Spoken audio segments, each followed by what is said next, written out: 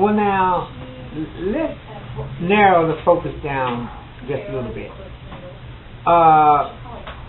We in the transgender community have even found, although we're all part, I believe, of a gender non-conforming community, they have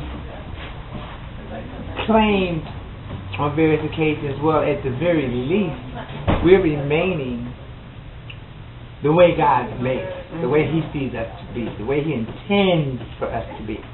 You're not. So then, you're less than. Is there something that will speak to that aspect of, well, for lack of a better word, bigotry? Yeah, I mean, I believe that when you look at if you want to use the text to affirm something, you go to Psalm 139, where it says, I will bless the Lord, for I am fearfully and wonderfully made, and wonderful are thy works. For us to see that God created us in many different ways, and for us not to see someone else that way, or not to see ourselves that way, is sometimes what separates us, sometimes causes us to minimize our own value. And in the church, I would say that the church, when I say church, I'm not talking about churches that do include. I'm talking about the churches that exclude. Use the text as a way to hide behind their own bigotry. Because remember when I said you can come to the text and see what's in there, use it to defend your position. Right. If you're a bigot coming to the text, you're going to be a bigot when you look at it. Okay. And so that's really, if we can't look at the text and see that the real call is love and liberation of other people, of all people, and inclusion of all people.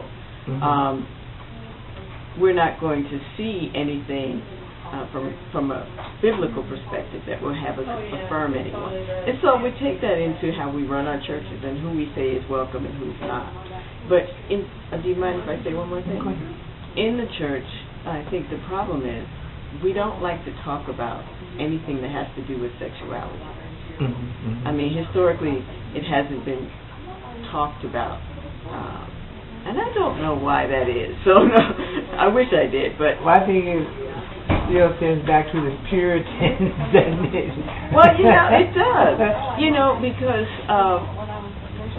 I think we need to teach people that there's a difference between sex and gender. That sex is what's between your legs, and gender is what's between your ears. It's who you are, who you know yourself to be. So now that brings up a good point. When you say gender is what's between your ears, couldn't it then be argued that as we are all created by God, or whatever supreme being that people will believe in, did that power create our minds as well as the container for our spirit? Yes. The Creator did that. But what happens is we identify people as either male or female. But we based on what we see in the packaging, what we see on the outside.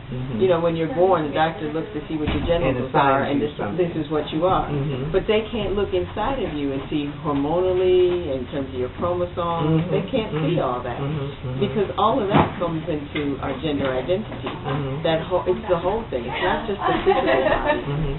It's the whole package. But because we've been trained and we've learned only to look at the physical, only to look at the outside, that's why we get stuck with these gender roles. So now some people of religion have argued that the passages in the Bible that refer to eunuchs are those passages that are related to us as transgender people. I've heard that. I've heard that before. I'm sorry about that. It's okay. I've heard that in the past, and I don't know if I agree with it. I really don't. I spoke with Pastor Tony Anthony Jones, and he takes the church with that too. So, what written material, what written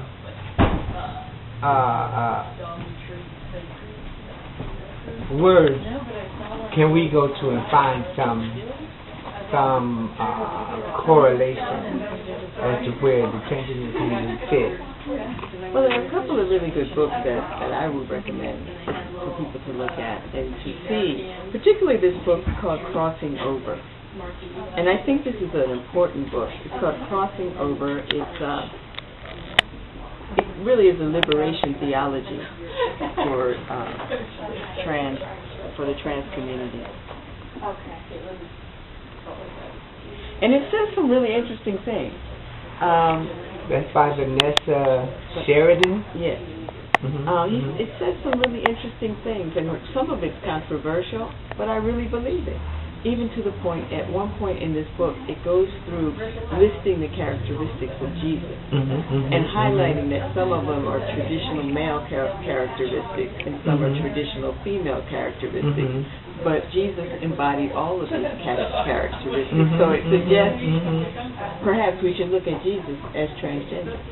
And, some Christians aren't going to want to hear that. Oh, no. No. When you put this where people can see it, they might come for me. I don't care. Because I really don't care about that. Because I believe I care about the truth. And the truth is, there's so much more to life than this. Well, in fact, they say God is. They say God is all of us. God is all of us. Male, female, all of creation. It comes from Him. I don't see how that could be a problem because He couldn't rightly claim any particular gender, could He? Well, right, God. Because He's all powerful. Whatever He says He is. He is, because He can't tell a lie. Well, you have to think about the fact that we've created God in our image.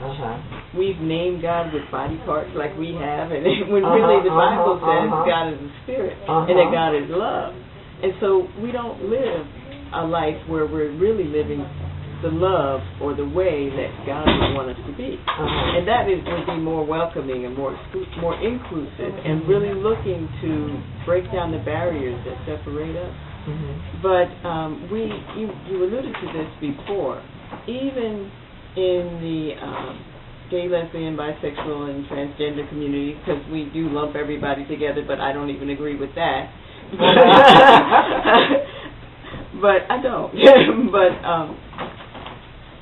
even in the community, there's so much misunderstanding and so much fear. A friend of mine, Horace Griffin, wrote a book called Their Own Receive Them Not. And it's really about how gay and lesbian persons are not, gay, lesbian, bisexual, mostly persons are not really accepted in the churches, particularly in the black church. Their own receive them not. Their own receive them not. And it's written by Horace Griffin. Horace Griffin. Okay. But in that book, he helped me to understand why are black folks so much against, gay and lesbian people. And it suggested that because we have this history, going back to slavery, of being seen and used as sex objects, that through our arrival as whole people, when we were always whole people, but as we came to through the years and our understanding of ourselves and how we fit in society, we live among a community of people that just want to be separated from our history, and especially around sexuality, because they saw it.